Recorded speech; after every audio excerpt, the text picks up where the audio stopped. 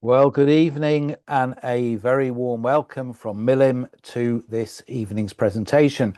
Welcome to you wherever you are in the UK and indeed wherever you might be around the world. Our series of talks and online conversations continues with our guest, Professor Shaul Harel, and I'll introduce Shaul to you in just a moment. A little housekeeping first. You are encouraged to ask questions. Please do this by typing whatever you'd like to ask into the Q&A facility on your screen. As usual, we'll try our best to get through as many of your questions as we can. You also have a chat facility on your screen, then this will allow you to send a message to the other participants on this webinar should you wish to do so. Finally, we are recording this event and it will appear on our website at milim.org.uk and our YouTube channel in the next day or two. And there you'll also find recordings of past events we've run, as well as details of our future program for which you can book tickets. And so to our guest this evening. Professor Shaul Harel is a paediatrician and a specialist in child neurology and development, and he's Professor Emeritus of Paediatrics at Tel Aviv University. Shaul was born in 1937 as Charlie Hilsberg to parents who immigrated to Belgium from Poland some years earlier. He was saved from the Holocaust by the Belgian resistance and the Committee for the Defense of Jews. Other members of his family were not quite so fortunate. Arriving in Israel in 1949, he later graduated with a medical degree from the Hebrew University in Jerusalem, specializing in pediatrics at the Tel Aviv Medical Center and going on to train as a fellow at UCLA in the United States of America. He's received many awards for his work and is active in commemorating the work of the Belgian resistance, some of which I hope he will share with us today. Shaul is author of this book, A Child Without a Shadow, a Holocaust memoir from trauma to triumph. And it's my pleasure to welcome him this evening from his home in Ramat Gan in Israel, and he's joined by his daughter Tal, who will assist him ably, I'm sure. Shaul, a very warm welcome to Milim. So tell me, Shaul, was there something specific, some particular event that made you want to write this book? Of course, I describe in my book my journey from as a French, Belgium, Israeli saga, and you describe part of my journey already. But the main points that I wanted to mention in my book is, first of all, to convey the unique story, the clandestine story, rescue operation of the hidden children by the CDJ, the Committee of Defense Juive, in Belgium, which was very unique and I think unique in Europe. And they have done this by, there was only 14 people, 12 women, most of them non-Jewish, and 2 men, which were the administrators.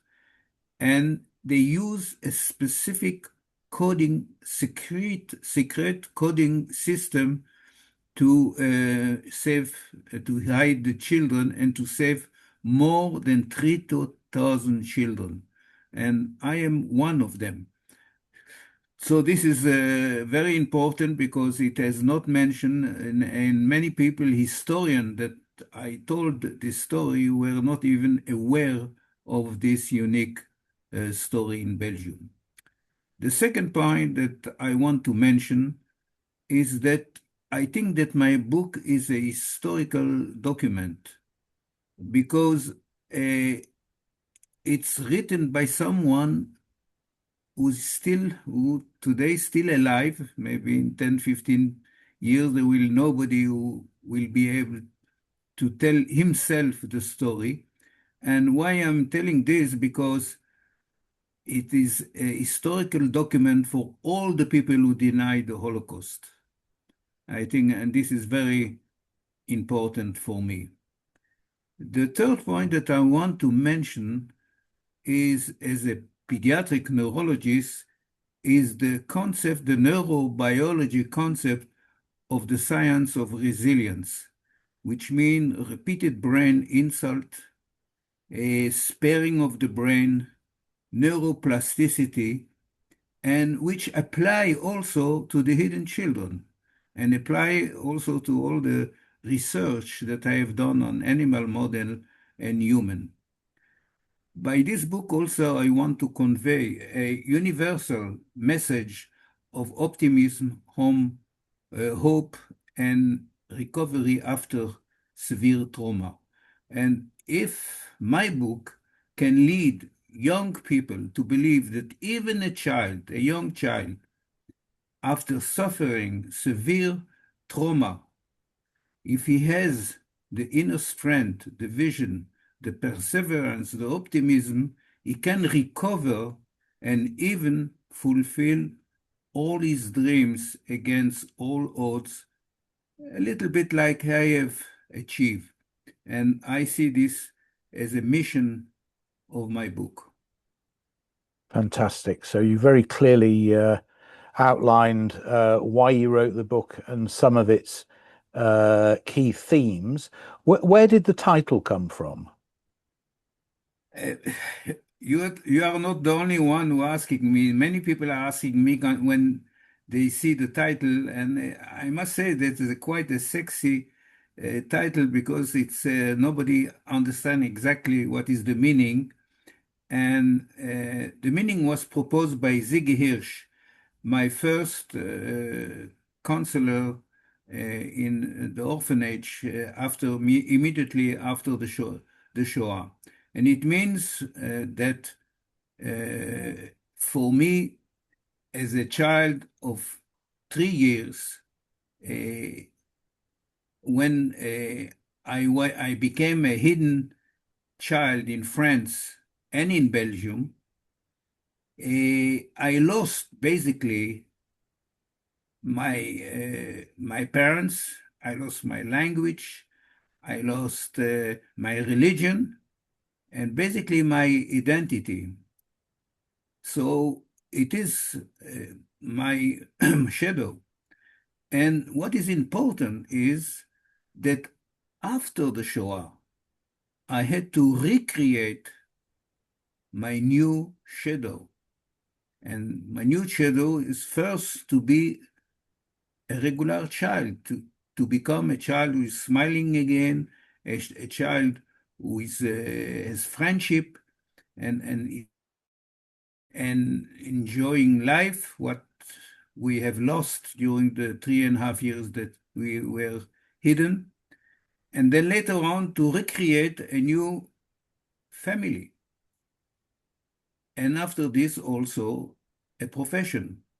I chose medicine and a profession where I reach the summit of that profession, being the president of the International Child Neurology Society, and where I'm thinking, starting from a weak, hidden child who was afraid all the time, to become president of the International Child Neurology Society, then I think this is one of the example of the possibility of resilience and achievement. You've spoken about these various things you lost, your religion, your identity, and so on. And Um, my but language but also. and your language, but you also lost your name. Your name changed, and your name's changed, I think, several times during your life. Do you recall what it was like as a child to Yeah. lose your name? You want basically the story of my name. So I was born uh, Charlie Hilsberg, and during the Holocaust, I was Charles van Bergen, completely another name. And when I immigrate to Israel, the clerk at the immigration office asked my name, and I said, I'm Charlie Hilsberg. And then he said, Charlie is too complicated. You will be Shaul. Shaul is the nice name, is the king of Saul, the king in the Bible. And this will be your name now at this moment, Shaul Hilsberg. And then when I was in the army, and I represented the army in a 4-day march in Nijmegen in Holland. It was a competition of all the armies of OTAN. And of course, there was also a competition in Israel, and my unit, we won. And we were ready to, to fly to Europe, and an order came directly from David Ben-Gurion, the Prime Minister of Israel, that anyone who is representing Israel at that time had to have a Hebrew name. So I got an order in the army to change my name in 2 weeks. So I changed my name to Shaul Harel. Harel is the Mount of God, and I think it's nice, and I'm very happy with my new name. So this is four names, and I think you also had a code number that the people who hid you uh, A secret used, code, a yes, secret code. Yeah. which was What? 0423. This was Wow. the Indeed. secret code in when I was a hidden child. T Tell us something about growing up and the efforts your family made to escape the Nazis because they sensed what was coming. And then how you came to be separated from them, and this lady Andre Rulen, how she became involved and saved you. Okay, Andre Gelen, although she saved me in 1942, only I met her and I didn't knew about her, and I met her 60 years after. So And you didn't know that she had been involved. I didn't know nothing. I didn't know of my past, nothing. Amazing. It is basically to tell the soldier when the war started in 1940. My family with 1 million of Belgian is, leave Belgium to France because they were afraid of the German, especially they remember the atrocity of the German in Flandria in the First War, in the First War. So we, Jewish family, we joined also. We escaped from Brussels to southern France, and in southern France were also hidden in a way. I didn't. It will be too long to give the story right now. But because the situation in south of France was so bad at one moment, we returned to Belgium. And we returned to Belgium in 41. In 41, the situation, the beginning was relatively not too bad, but half a year, the restrictions started. The SS was in command, and the restrictions started. The Yellow Star, Jews could not, doctors should treat only Jews and lawyer only Jews. People could live only at, in the big cities, and also there was a couvre-feu which was from 6 to 6 p.m. So the situation was started to be very bad, and they started to have the German to perform raids in Brussels, in all Belgium, and it happened that one time when my sister tried to go to the cobbler, she went out of the house and she saw that all the street are barricaded and brutally the German are putting the Jews on trucks. And she came back immediately to my parents. It was I think Friday, and we were ready for the Shabbat.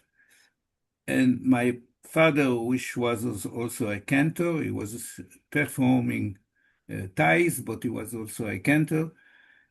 And she said, "We have to hide. We have to hide because the Germans are already close to our house." And my father decided that we will hide in the attic on the sixth floor. He had there a room where he put his ties and he put his stuff, but he couldn't find the key. So, but the Germans were already in the building, so my sister said, "We must hide, we must hide, we must hide."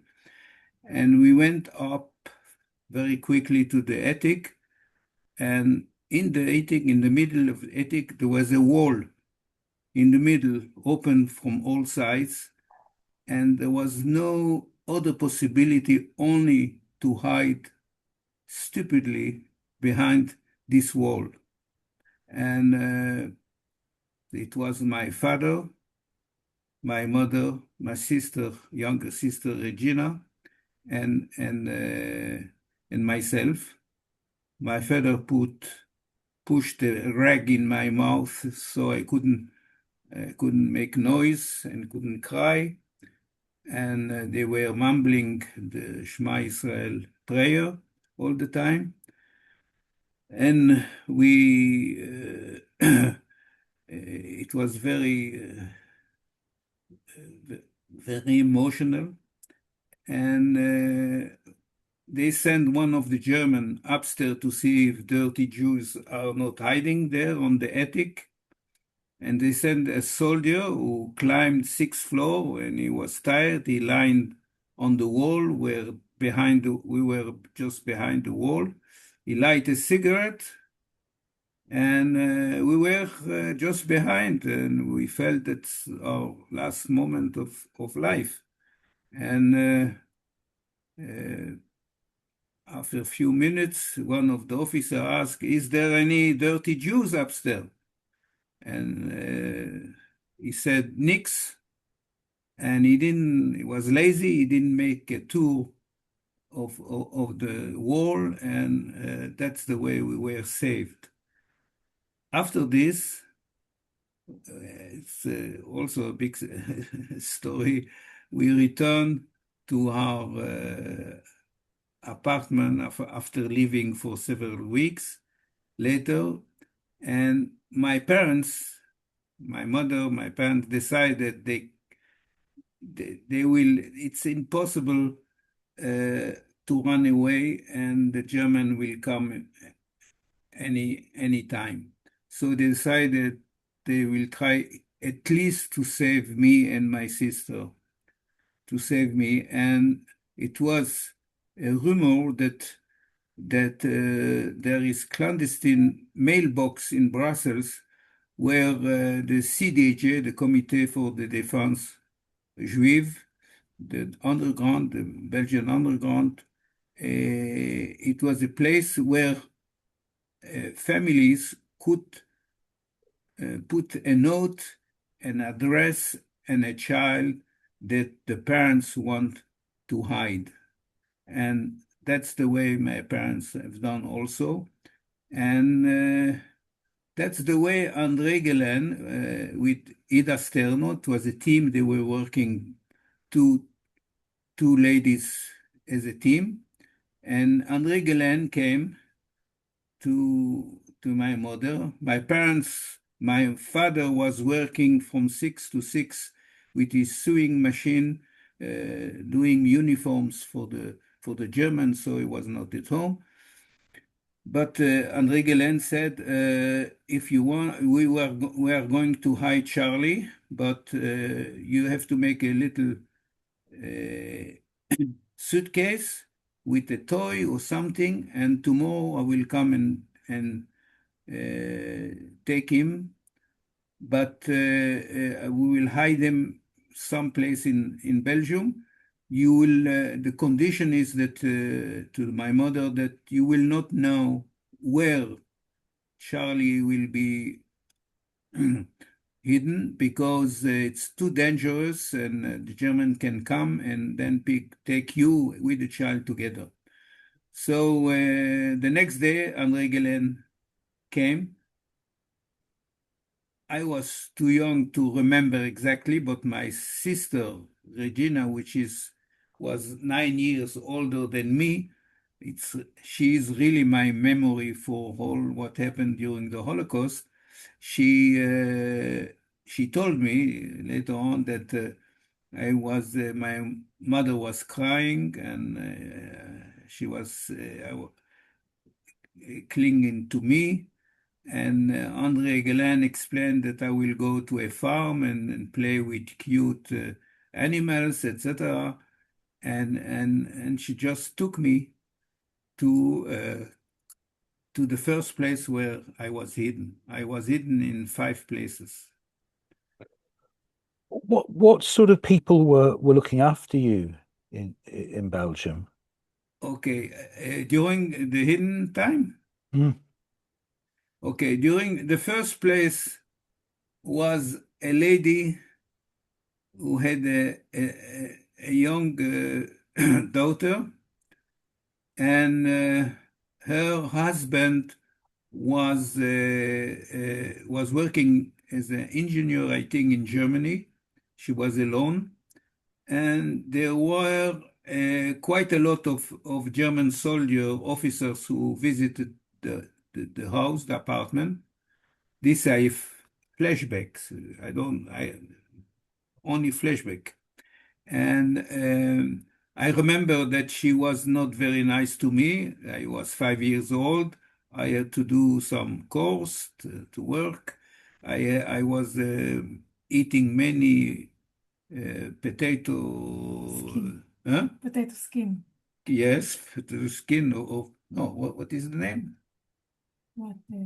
Des épluchures de pommes de terre. Potato skin. Potato skin I was eating, and uh,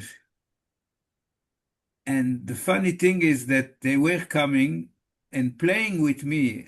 I was sitting on their knees, the flashback again, and they were playing with me, thinking that I am the son of the lady. Didn't know that I was a Jewish child. And after this event, the CDJ, the Committee of Defense of Jews, decided that my place is too dangerous for me. They changed me, they moved me to another place. And this is a place of a funny couple. He was a tram driver, skinny. He was a relatively big guy, but skinny. And his wife was Lucy, the fat Lucy, the fleshy lady. She was selling potato chips, French fries in the not far away from our house. And they were relatively okay with me, but they were fighting and screaming at each other all the time. And I have a funny flashback, that she was scrubbing here in a tub, and he was screaming. Flashback. And when she was angry, she would broke uh, uh, Plates. a plate on his head. So it's funny things. And then I moved to another place, but I end up in a convent near Leuven for half a year. And this is the convent where my brother, my older brother, found me. And you want me to give a little bit of the story of my elder brother? I don't know if the time. Well, maybe I do. Maybe we're jumping Because ahead of. there is an English part in the story of my brother. When you were in the convent, were you ever under any pressure to be Christian, to convert to No, no, Christianity? No. basically no. I was doing whatever a child has to do. I was singing in the church, etc. But there was not a pressure, a real pressure to become Christian, I must say. So the war finishes while you're in the convent. The war finished when I was in convent.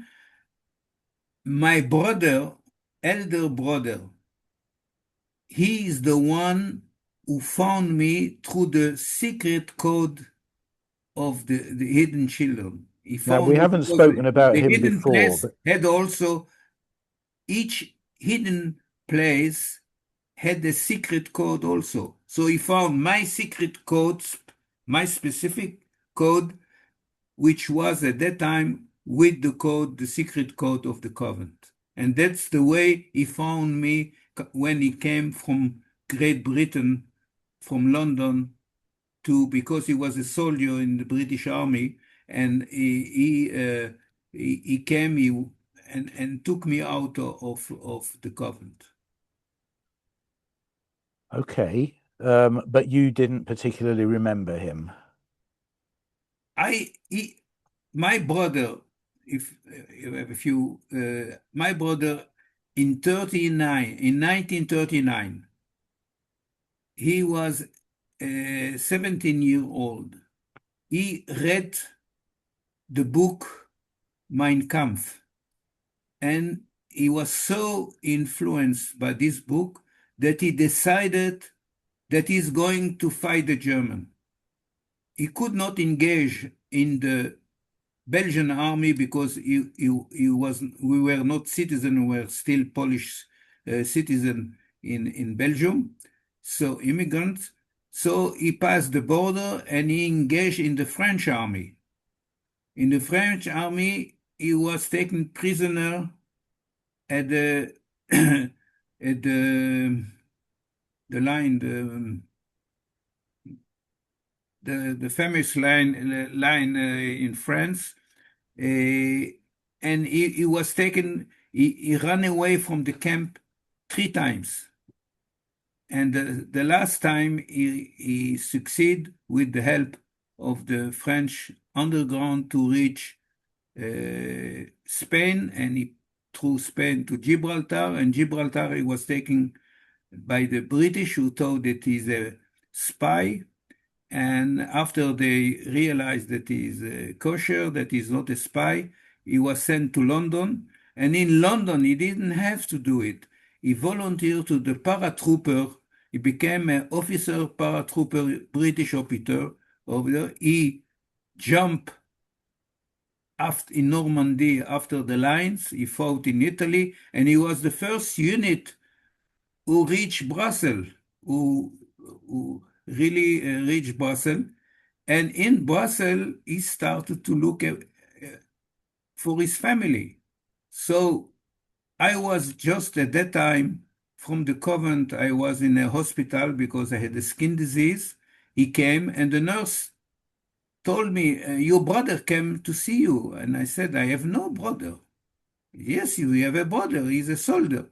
I said, I was 2 years old when he left.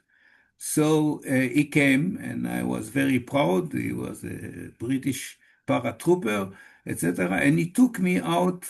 And then from there, I was placed in the first orphanage in Belgium, Limal, where I met Ziggy Hirsch.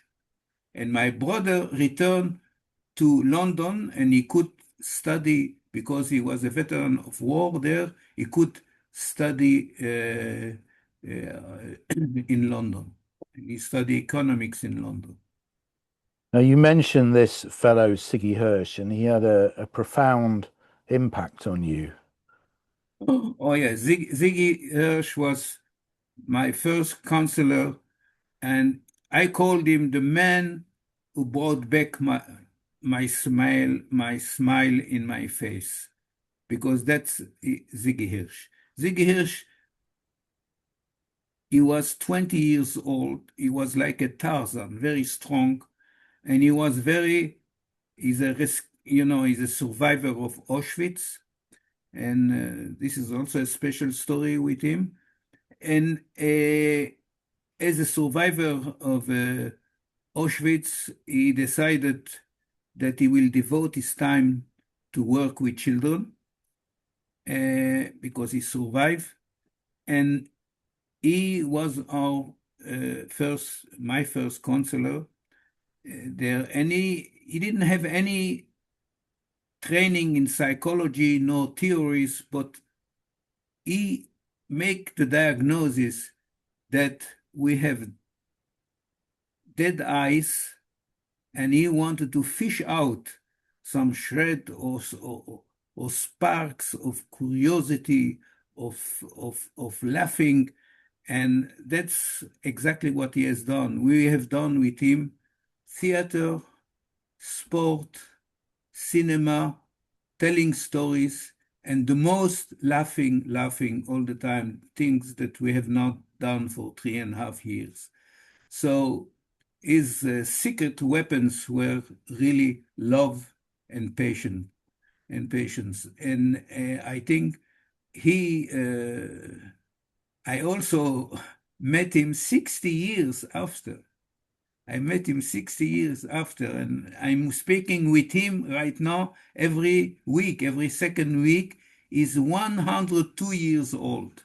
He's lucid, he's fantastic, and he's the best guy who is telling Jewish jokes, and we are very happy together. And anytime that I'm coming to Brussels, I'm going to eat with him because he loves to eat, and I love also to eat well. And Brussels is a good place. So with Ziggy Hirsch, I have a fantastic relationship.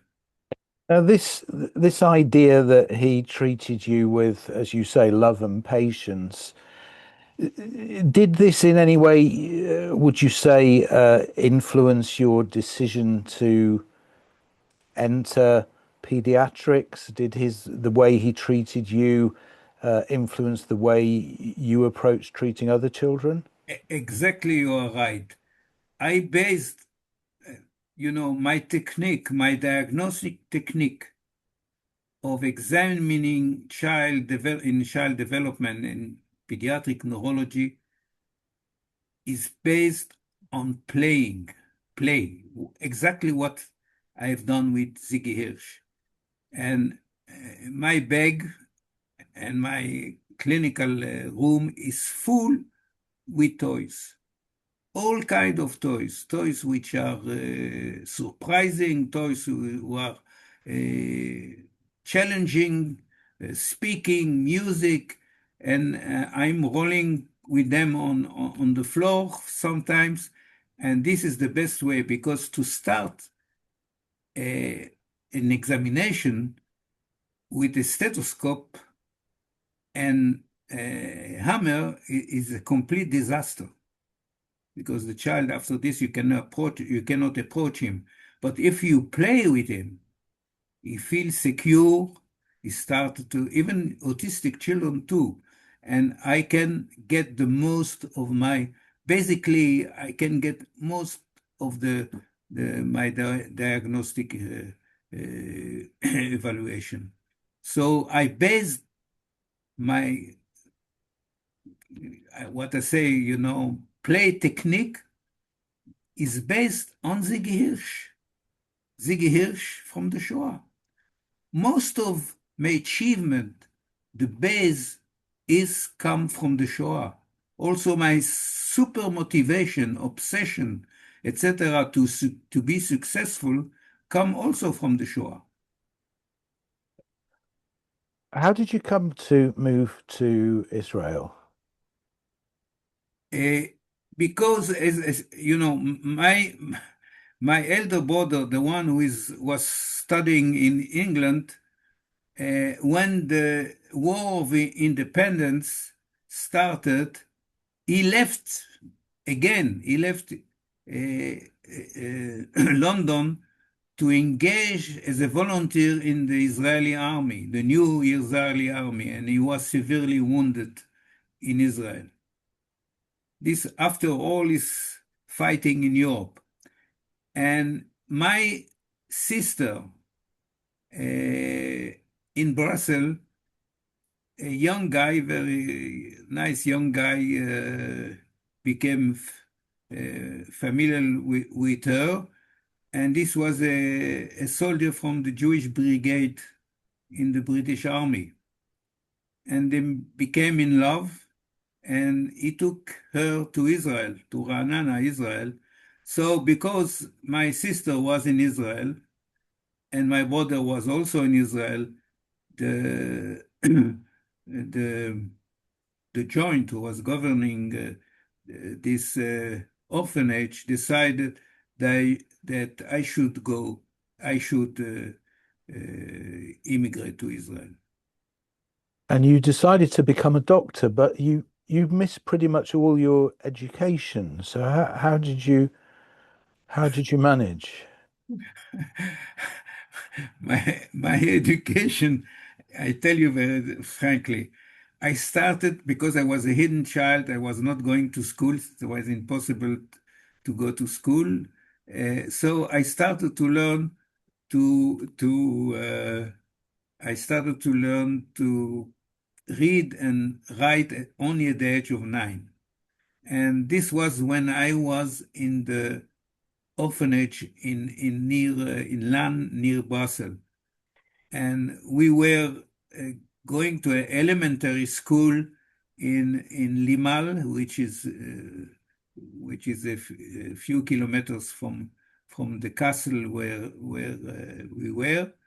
And at that elementary school, there was a teacher, which his name is Monsieur Francais, and it was a special school because there were 4 rows of desks, 4 rows in the class.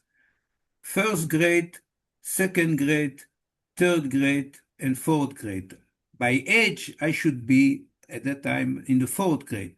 So what he has done is that he put me in the first grade for 3 months. And then if I succeed, I was passing to the second row and then third row. So I finished 4 rows and 4 years of education in 1 year. And I finished this, and he loved me very much because I was a good student. And he said also, this man, I visited him 40 years after the war in Limal, especially because I loved this man. He had a great impact on my education. And when I saw him, he immediately recognized me. And he said to me, his daughter also, that the height of his career was during when he was teaching the Holocaust children because of their extreme motivation to learn. Oh, And this amazing. is really true. So I, when I immigrate to Israel, the first youth Aliyah village that I was Nitzanim, which was, remember, it's 1949. In 48 was the War of Independence, and this Nitzanim was conquered by the Egyptian army. So the whole village was destroyed, and the first year we were there in houses without with broken windows, etc. It was terrible. There was no food almost. It was really a quite disaster the first year in Israel. But the second year, I moved to another Youth Aliyah village in Alonei Yitzhak. It's between Haifa and Tel Aviv. And there, this was really the place of recovery for me. And I started to be an Israeli child at that place. I learned the language, the Israeli dances. We visited Israel. And this is the place that I left also then to the army. But because I want everybody there had to go to a kibbutz. This was the general pathway to go to a kibbutz. But I wanted to study, and I persuade the director of this orphanage that that I want to study if I can go to the army half a year later. And he, with his relation, he could arrange this for me, and I stayed in half a year working in the morning and studying in the evening without any formal teachers. There was all kind of people who were teaching me. The wife of the main counselor there, she was teaching dances, and she was teaching me English for my matriculation. And I managed to finish externally my matriculation, and I knew that I can be able to study. And after the war, when I was severely wounded during the Sinai War, after the war, I tried to get in medicine, and I was successful to be accepted in medicine. And the reason for medicine is also because I was severely wounded, and I was 2 months in the hospital, and I was so impressed by the physician, their empathy and their good care, that I decided this profession I want to do. I want to And help you were people. successful in pediatric neurology. You explained your interest and your motivation, and yet you had to fight very hard to get this recognized as a medical speciality in Israel. Why do you think there was so much resistance, and what was it that made you keep Because pushing? at that time we were speaking when I came back from the state. I You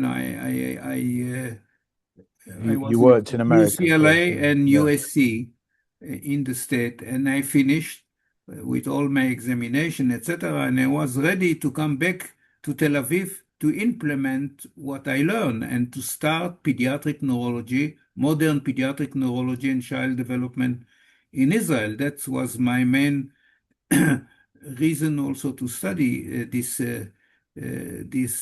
discipline. And when I came back, there was no subspecialties in pediatrics, no pediatric cardiology, no pediatric neuromuscular disease, epilepsy, etc. At that time, it was a very rigid system. that a pediatrician should know everything.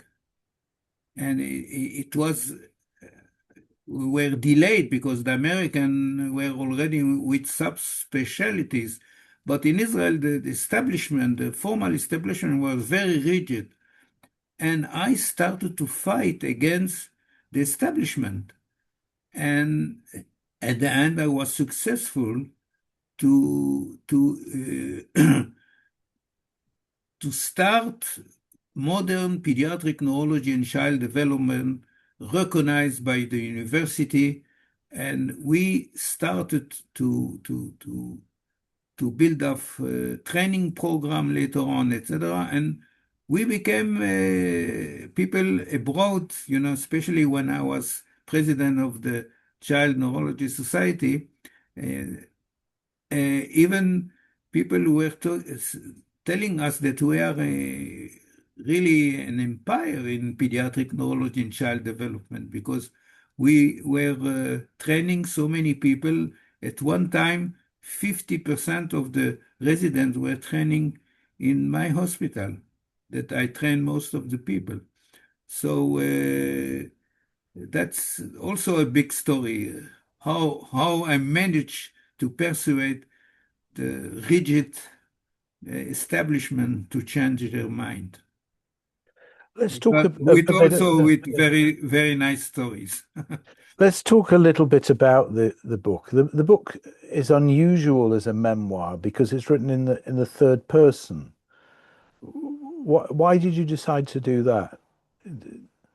Because, I wrote this book with with my wife.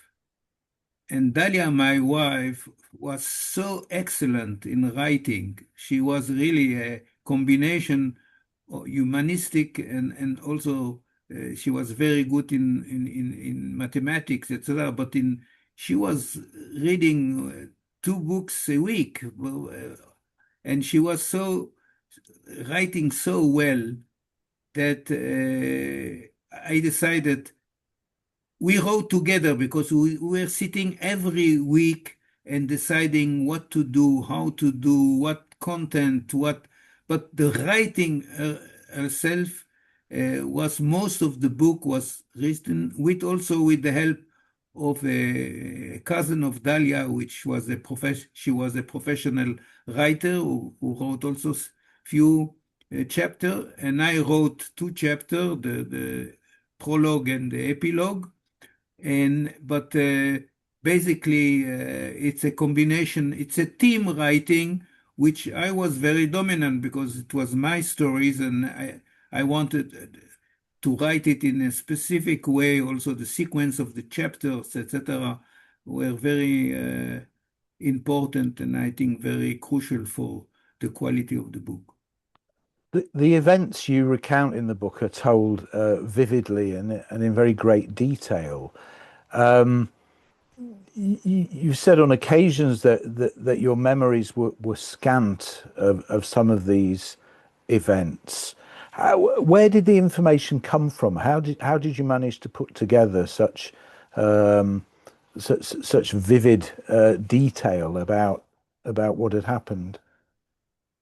Yeah, all the part of the Shoah, really, my memory was my sister. My sister, Regina, who was 9 years older than me, had excellent, excellent memory. She remembered everything, everything in details.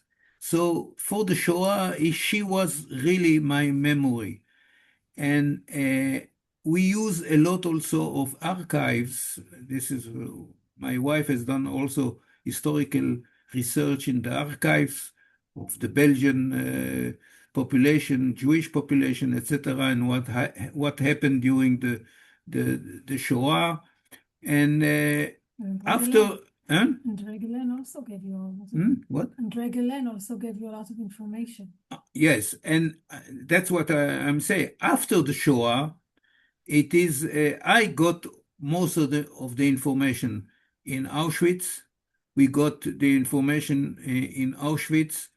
I got the information of André Gelen. I spent hours and hours with André Gelen, and hearing her stories, unbelievable. There is, I could write the whole book with the stories of André Gelen.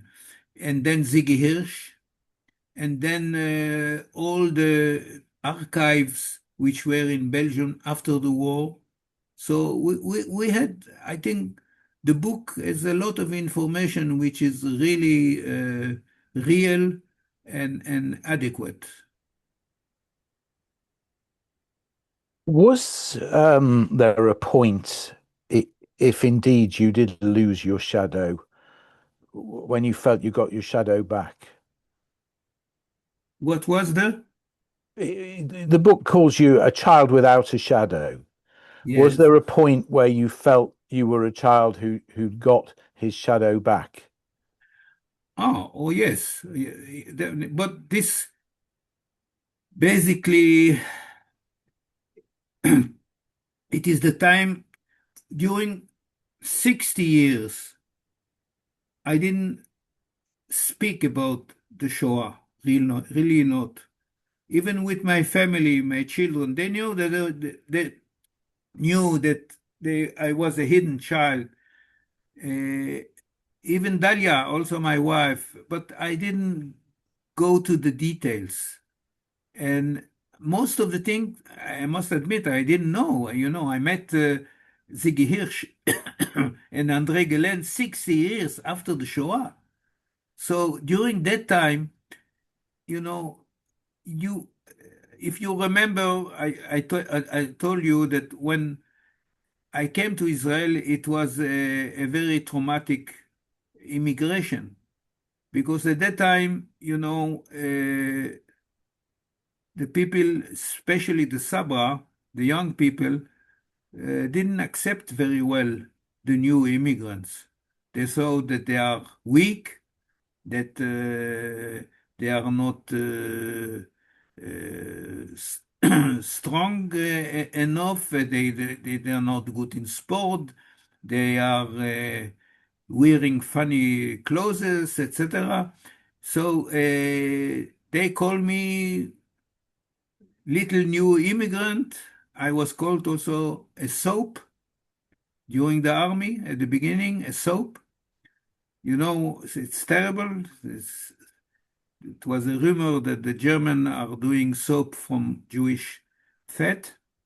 Uh, so it was terrible. I had, and one of the reasons of this march competition was also to prove in the army that I'm strong, as stronger as they are, and that I am intelligent as they are. So I had to fight all the time to succeed, all the time. And as I said, this was my motivation, of course, coming from the Shoah. But to speak and to tell the stories of the Holocaust, nobody wants at that time to hear. Nobody wants. You repress all your past and Shoah because you were fighting for developing your new life in Israel. And you didn't want to speak, and the young generation here didn't want to hear about the Shoah. So during 60 years, I didn't speak about the Shoah. I didn't tell my story because I felt that it's not interesting enough and it is not helping me in my new life. So only when I became stronger and successful in my profession, then I started to think about my past. And after 65 years, I returned slowly to my past.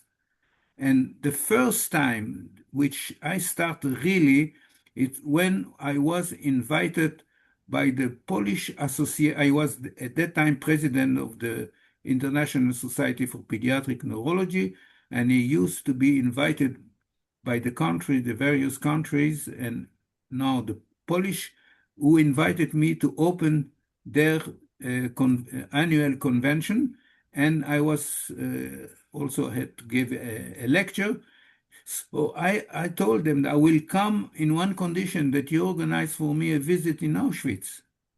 And that's what they have done. And when I was in Auschwitz, I was emotionally visit because, my father, my mother, my sister, my brother, all of them, my grandparents, all of them died in Auschwitz. So it was very emotional for me. And when I found the document, in Auschwitz of my brother, younger brother, and probably my father also, who where medical experiments were done on him, and they died after phenol injection in their heart. And because I found the diary of Johann Paul Kremer, he was the right hand of Mengele, and he wrote 300 pages what he was doing every day. And I found his diary, his journal, that he was writing every day. So every day, everything is written in his report. And this monster at Nuremberg was supposed to be dead, and his sentence was changed to life. And after this, to 10 years in prison, and he died in the age of 82, quietly in his bed. In Germany, I found this also. So this is the reason really that, and even friends of mine said, Shaul, we know you for so many years. We traveled together, we discussed, etc. You never told anybody that you were hidden in Belgium, that you had this and this and this. And so it's true. I returned to my past at the age of 65.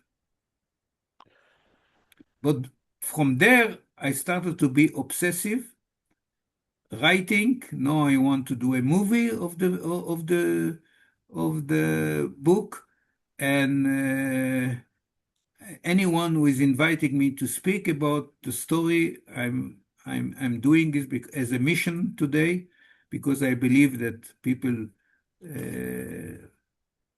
as I said, in 10, 15 years, nobody will be able to speak as someone who was there, who suffered himself. It will be cineast, journalist, historian, but everybody will write from his point of view, and the real reality will be lost. So I think that's why I really feel that my book is a very important historical document, especially also for the story of the hidden children. And is there some interest in a film? Is there somebody who wants to make a film with you? I had many, I am reading more thousand and thousand of comments of the book in French. The book is going well. It's a bestseller in various categories from time to time. And I'm reading all the commentaries on the book. And I can say that a great majority are asking where is the movie? Why there is not a movie or a television series on this book? So I know that many people are interested, and at this moment I'm trying to find a producer who will be interested in making a movie of this type. Well, I hope you manage it. I've got one more question. You write at the end of the book your hope that the universally humane and optimistic messages in the book will have some kind of impact What sort of impact do you want this book to have? What should people take away from it and take away from this evening? I think that my book today is so, if you see what is happening in the Middle East, what is happening in Ukraine, so many children lost their parents, lost their identity, lost their everything, and they have to recover, and so I think that I see that one of my main message is that even you start at the lowest point after so severe trauma, and as I said, there are so many young people and children, and even in Israel, take the children who were in the tunnels in Hamas. So if they believe, after all the atrocity they have passed, that it is possible to recover and to fulfill even your dreams later on against maybe all odds, then I think it's a positive and optimistic message. And this I want to convey, and to convey to the generation to come and to the generation today also. So I think that that's why also I accept to come and to speak, because it's my story and I represent what I'm writing. Well, it's a strong and powerful message, and I'm sure everybody watching this evening will take this away. The book is available from all good bookshops. It's also available directly from the publisher, Lemon Soul. We will share with you a message. I'm not sure we can get anything in the chat. If we can, we'll do it now, but otherwise we'll send you a message tomorrow. There's a code, Shaul20, gets you 20% off the book from the publisher. And to say thank you, I'm going to send you some of my photographs. I hope you'll enjoy these. This is photographs of different kinds of Israelis. So that I'll post to you in the next day or two. Now, just a brief message about what we've got coming up before we go. Our program will continue after a short break for the summer. Please visit our website at milim.org.uk for details. You can sign up to our newsletter, and that way you'll be sure not to miss anything. All these online events we run are free, but you can, if you wish, make a small donation to help with the cost of putting the program on. There's a link in the chat, or you can visit our website. So it remains for me to thank our guest, Professor Shaul Harel, once again. Thank you so much, Professor. It's been a real pleasure to chat with you. Thank you. Thank you. And thanks, Tal, for your moral support, and looking forward to seeing you all next time. Until then, stay safe. See you soon.